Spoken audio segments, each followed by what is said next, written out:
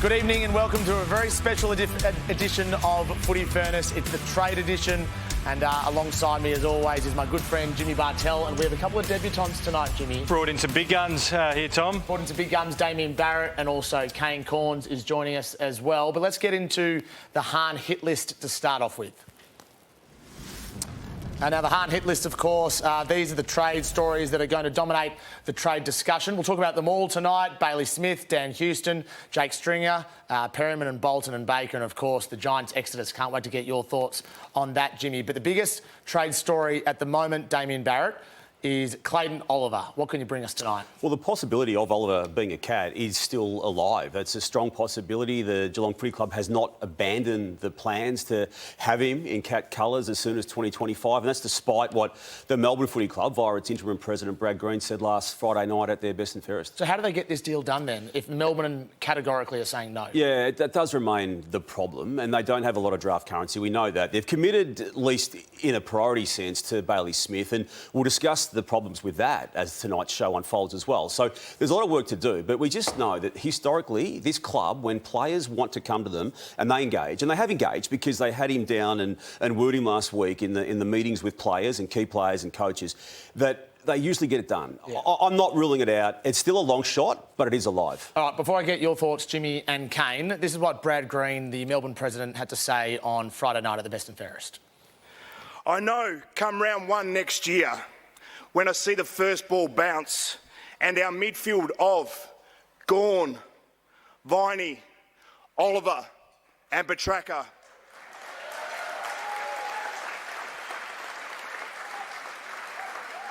our first clearance, that you Melbourne faithful will be there in full force.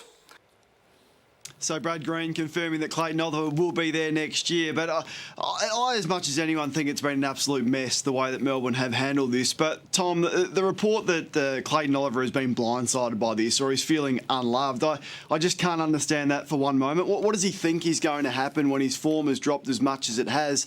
Didn't finish in the top 10 of last night's best and fairest, and you can see his numbers there. He's just not the player that he once was. There's 10 million left reportedly with 6 years to go. What does he expect that Melbourne are just going to sit back and be happy with all the off-field drama, and then that's flowed on to the on-field performance where he just hasn't been an effective midfielder? There's the numbers, and also his ball use has just been horrific. So as much as I'm critical of Melbourne for the culture and the way that their club has been handled in the last couple of years, I'm fully supportive of them, as much as Brad has denied that, shopping him around, because that's exactly what you would do with an underperforming player that's been nothing but headaches. Clayton Oliver's team, Kane, went to the Melbourne Football Club midway through the year and said that, and sort of suggested that they be open to a trade. And Melbourne Football Club said, no, absolutely no way. We're not trading Clayton Oliver. And then he found out through other ways that Gary Pert was shopping him around. Of course he's feeling hurt by that. Well, how could he be hurt? Like, how could he be surprised by that? Like everything he's put them through, and the performance on the field, but everything off the field. Of course, they're going to say that mid-year. I mean, they don't want the disruptions. Any minor disruptions has been a nightmare for Clayton Oliver. So of course they're going to deny that mid-year. This was the time. How they've gone about it, you can debate whether that's the right thing. And now they've shut it down again for the second season in a row. I get your point there, but for Clayton to be surprised or feeling unloved, you know what's love? Checking his bank account every month and seeing the amount of money that's deposited into that bank account from the Melbourne Football Club for an underperforming player who, as I said, has been nothing but a headache. And when I heard Brad Green's comments, I thought it was to achieve, what a lot of clubs have done, Damo, and you've seen this many times over the years. Clubs tentatively putting players out there to give them the rocket that they think that they need to get their act into gear. We want you to, play to the contract that we've given you.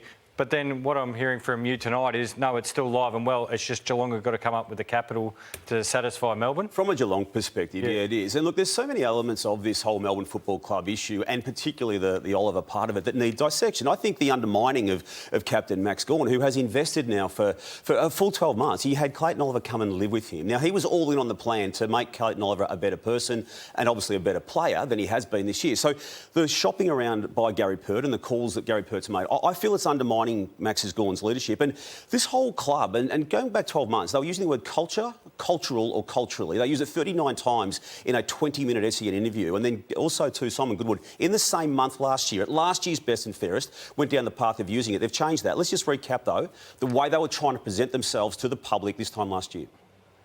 our culture at the club, our men and women's programs, is the best I've seen in 40 years. You know, for 10 years now, we've worked on building a high-performing culture. Without a good, strong culture, a high-performing culture, you can't have success. I've never seen a coach drive the standards and disciplines and the values and the culture like Goody. One thing that has enabled us to keep showing up is our culture. A culture that has been built over a period of time, and it's the piece that we will be uncompromising in maintaining and building further to achieve the ultimate success.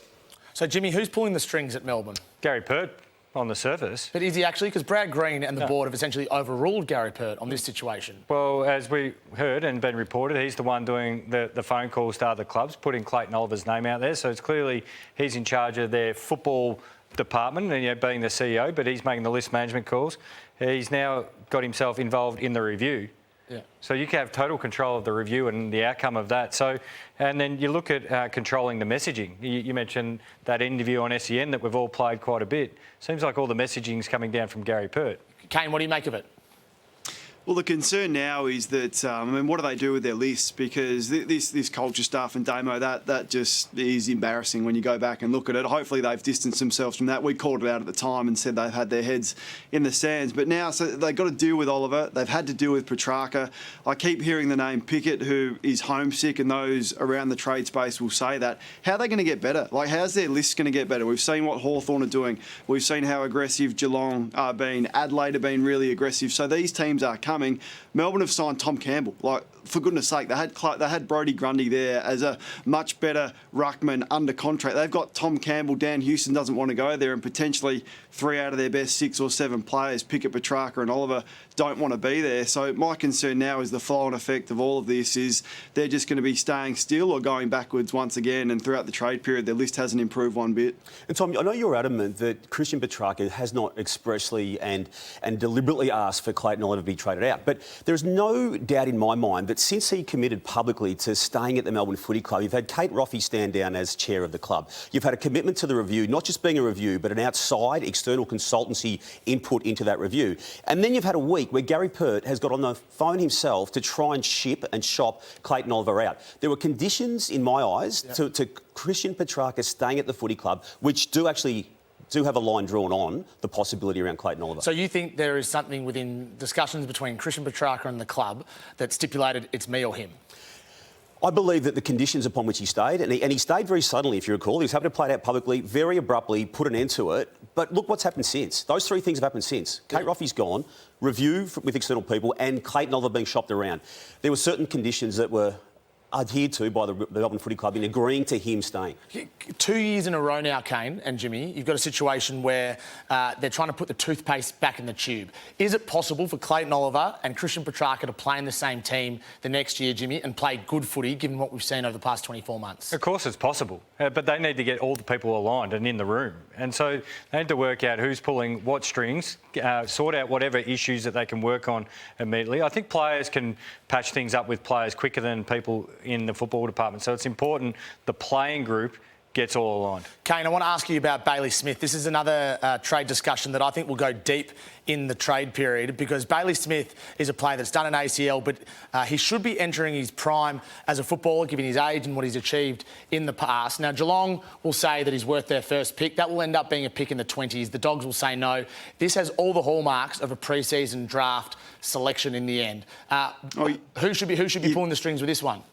Well, Bailey Smith's pulling them because he's out of contract, and this is going to happen. This has been a long way down the line for the best part of 6-12 months. So I'm not sure the Western Bulldogs have a leg to stand on how their members would handle walking a player like that through to the pre-season draft. It's been done before. Very rarely has it been done. I just think with this one, you take what you can get, whether that's the highest first-round draft pick you can get. I understand that's not going to be as attractive as what it once was before the compo picks and the like, the father sons and the academies. But what else are Melbourne going to do? The Western Bulldogs going to do, Tom, with this one? Yeah, and Kane, you're right. I mean, it happened with Luke Ball back in 2010. The Saints played hardball on that, and then he nominated actually for the national draft and was picked up with, I think it was pick 31 or something like that, with conditions attached to him nominating for that particular draft that only had Collingwood being able to get him. There's no doubt this could happen with Bailey Smith. And it happened with Jack Martin as well. They ended up delisting him, technically, the Gold Coast Suns. Bailey Smith, what's he worth in a trade, Jimmy? Oh, he's a first-round pick. He's 23. Let's not forget his final series he had. He's got plenty of career left, and Geelong need him because we saw the midfield. They were very, very game throughout the season, but they need that dynamic player through the midfield to go with Max Holmes and some of the other experienced players. I can't imagine Andrew Mackie and Sam Power reaching an agreement before 6 p.m. next Wednesday. I think this is going very deep. Jack McRae at the Saints could also go deep, Damo. He's got 3 years remaining on a deal. The Dogs are going to say he's worth at least a second-round pick, maybe even better. There's no way the Saints are going to give up that sort of price for Jack McRae. Not the way they're manoeuvring this draft, the Saints, and they're going to play hardball as well. We're about to touch on something they've done by way of a recontracting soon, but look, that will be a to and fro as well. Again, they've got the contract, the Dogs, so they can hold out on that one as opposed to what they can and can't do with Bailey Smith. Do you expect, Kane, as we move on to Dan Houston, that Port Adelaide will play as hardball as what they're saying, e.g. 2 first-rounders for him?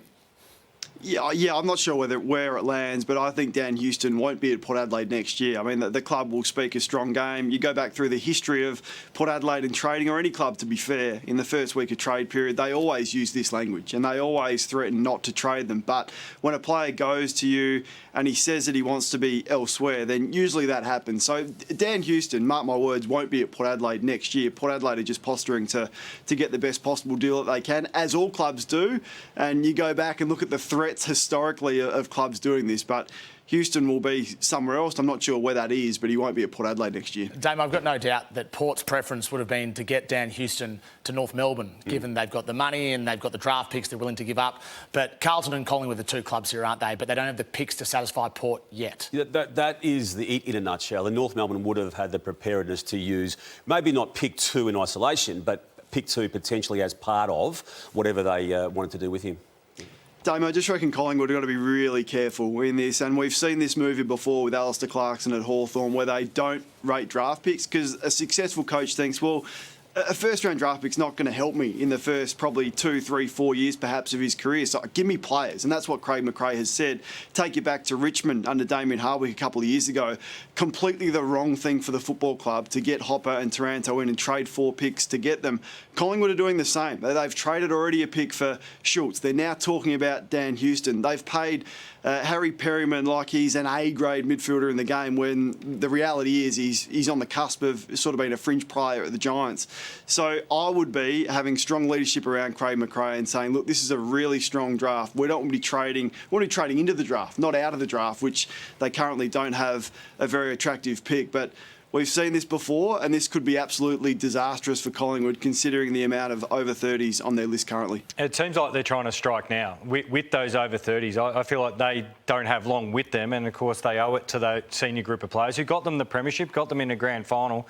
But it does look like it with the Schultz move. Obviously, hopefully for them with the Houston move and potentially others, that they thought last year was just one out of the box by missing the 8, a couple of draws thrown in, a couple of close results. They think they're still in the premiership window. So Gold Coast pick 13 is crucial to that Houston deal if he goes to Carlton or Collingwood. We'll touch on that in a little bit. But news tonight, confirmation from the Saints that Max King has signed a fresh 8-year deal, now locked in until the end of 2032.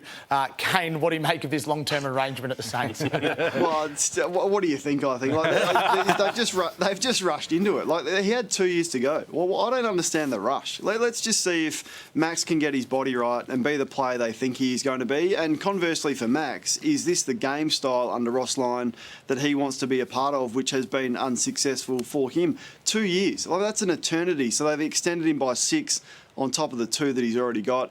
I don't get it. I love the language, though, from Max in the Herald Sun article. Says that he's, disappointed in his career to date and he's determined to make the most of his ability. But he had 2 years to tell us that before St Kilda have done this. It's one of the more risky moves I've seen. I don't think clubs are worried about long-term deals as much. And I get your point, Kane, but we're seeing now players with long-term deals. We've just discussed Clayton Oliver with a long-term deal. We've got a couple of Richmond players with long-term deals. They're really only just signing for length of deal and money, and potentially they can move them with a bit of leverage because of the length of the deal that they've got them tied to. Yeah. Well, players want certainty, but they also want flexibility. Yeah. And to have both is very, very difficult. But most players who want to move this trade period are actually in contract, and some 3 or 4 years when you talk about Shea Bolton and Dan Houston. Welcome back to Footy Furnace, the trade edition. Let's continue on now with the Hahn hit list and talk about Richmond Footy Club, who won just 2 games this year. They won the wooden spoon, and as a result, they have a bevy of draft picks at their disposal, and they're going to have even more in a couple of weeks' time when the trade period finishes. So more specifically, Liam Baker and Shea Bolton. Liam Baker's out of contract. Shea Bolton has another 4 years remaining, and they both spoke at the Richmond Best and Fairest the other night. I'm looking forward to what the club does in the future, and I can't wait to support it. And it's going to be great looking from afar. So thank you for everything. And I just want to thank my teammates, thank my coaches, thanks my partner Sina back at home, and that's it for me. So thank you. They both finished 5th, Kane. I'm not quite sure why 5th place winners getting a speech at Best and Fairest. It was quite jarring and awkward, to say the least. Yeah, bizarre. Jimmy would have been up there 10 times over the course of his career for his top 5 finishes. Ridiculous. But it's disappointing, wasn't it? Like, in terms of a message, like, these players have been through the absolute best of times. Now, I'm more critical of Bolton than Baker. Like, these players, as we said, happy to sign 6-year deals not that long ago, and then the minute life gets a little bit tough when you go down the bottom of the ladder, they're not prepared to stick it out after all the success that they've had. So I'd just be furious if I was a Richmond fan with the way him in particular, and to a lesser extent Rioli, have handled this the minute it's got a little bit tough at the Tigers. I think the president of the club, John O'Rourke, who chose, and rightly so because he wanted to be pretty quiet all year, uses the Best and Fairest forum to then have a bit of a crack at those 2 players, and maybe Daniel Rioli as well, and then also produce an example of loyalty with Nathan Broad. How fortunate are we to have players of the character of a Nathan Broad? Here's a player who was drafted into an era of immediate club success as a mature age player. I know through this year, I'm sure he could have explored options to see out his career in his home state, or perhaps look for more lucrative options with other clubs. But he chose to extend for a further 2 years, and in his own words, no one really wanted me as a 22-year-old, but Richmond did. It's pretty simple. I mean, if you want to talk tough, that's fine, but you can actually act tough on this too and hold Rioli and hold Bolton to the contracts. That would be, I think, a far greater sign of strength than what he said there at the Best and Fairest night. I think they are going to play tough on Bolton in particular. That they want picks 10 and 11 for Shea Bolton. There is a feeling they want more than pick 6 from Gold Coast for Daniel Rioli. So in a sense, they are playing tough, Damo. Well, let's not be delusional about it either. I mean, 10 and 11, I think that's overs for Bolton, and I wouldn't be giving pick 6 as well. Now, I know that will be used, I think, as a starting point, but I think they'll get something as well, the Gold Coast Suns, as well as the player. Jimmy, what do you make of what the Tigers are doing? Because it's every chance. At the moment, they've got picks 1 and 24.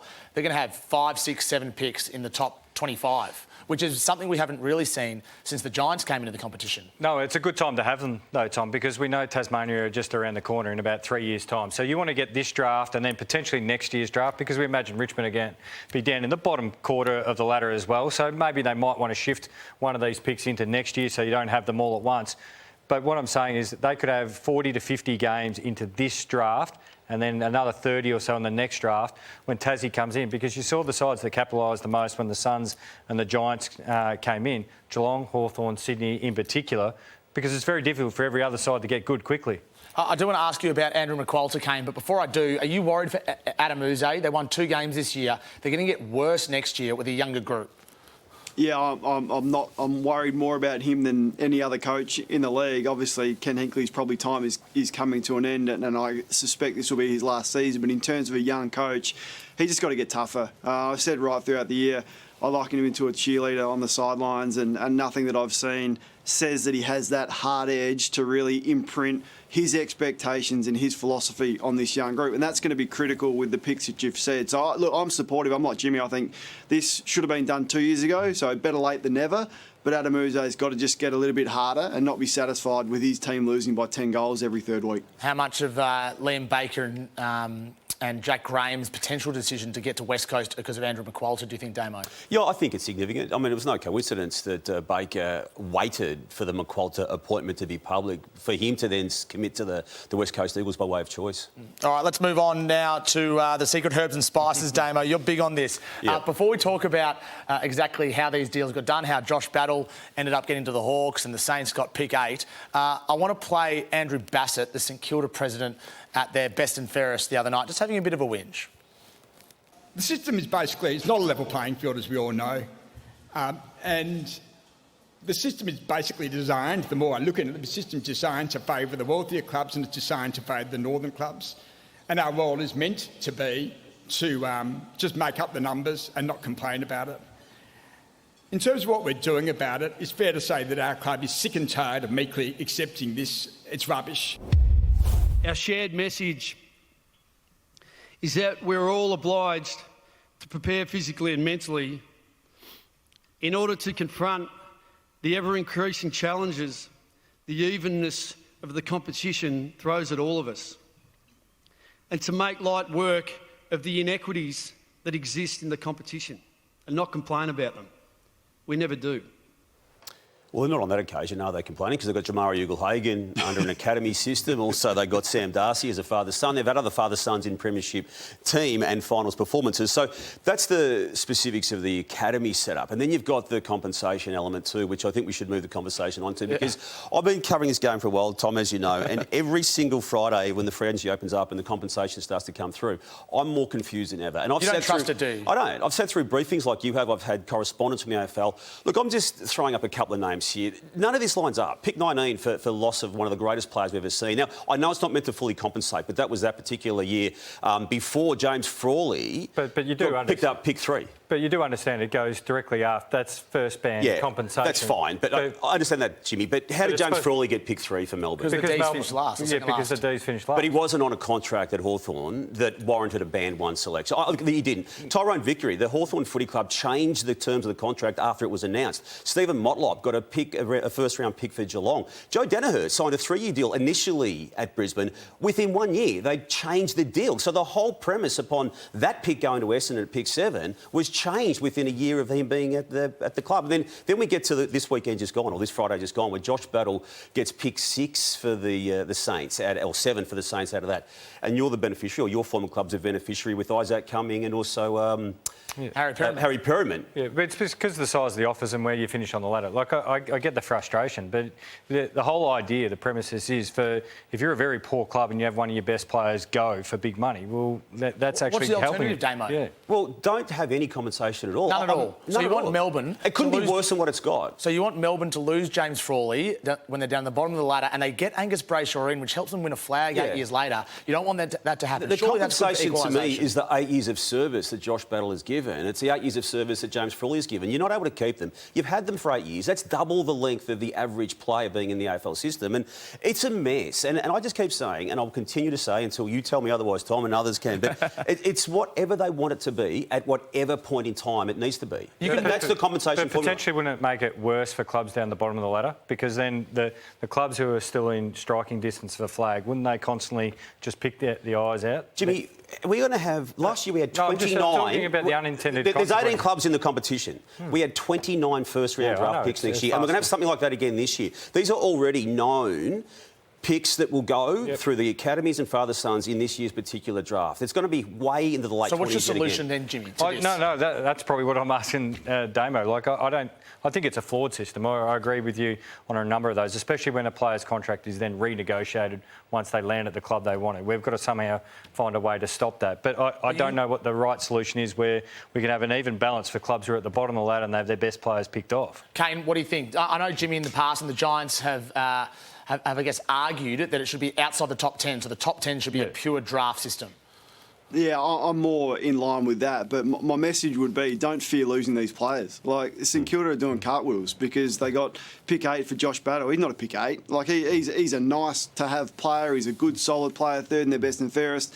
You see what the Giants got for Perryman. Like, and you've seen what clubs like North Melbourne have got for Mackay. So don't fear it. The Western Bulldogs should have let Tim English go as a free agent, get the compensation that you get for him. So clubs are paranoid about not losing players, but sometimes it works in your favour, it's exactly what the Saints needed to get into the top 10 of a very strong draft and bring in some A-grade talent. So they'd be thrilled, and the message should be to clubs, don't worry about losing the odd free agent because you'll get compensated pretty well like the Saints have. I do actually have a solution, an idea for you, and you started to touch on it there, Tom, was that if you made first band always sit outside the top 10 picks, but then you actually open up the ability to trade 2 years in advance, we might see some more matching going on. So we'll use the Ben Mackay situation. Then at least makes North Melbourne think, hang on, can we actually get into a deal with Essendon and get more picks out of it? But it's not going to be a top 5 or a top 10 pick. Damo, you could walk down the hallway and say this to Andrew Dillon, like you work at the AFL and you don't trust the system. What do you think the club view is on this system? What do you think the club view is? I think they're sceptical. Well, when the battle thing came out last week, now St Kilda is doing cartwheels to Kane's point, and equally GWS is doing cartwheels on what they're getting for Perryman and Cumming. Yeah. So other clubs know that they're doing those cartwheels. They're not going to say that publicly, but it's a mess. I mean, for Josh Battle to be worth a top 10 pick in this year's draft, which all the draft experts tell us is one of the all-time greats and one of the most in-depth and depth list charts we've ever seen, for him to get pick 8 for St Kilda is a joke. So the Saints do have picks 7 and 8, and they're very well positioned going into the national draft.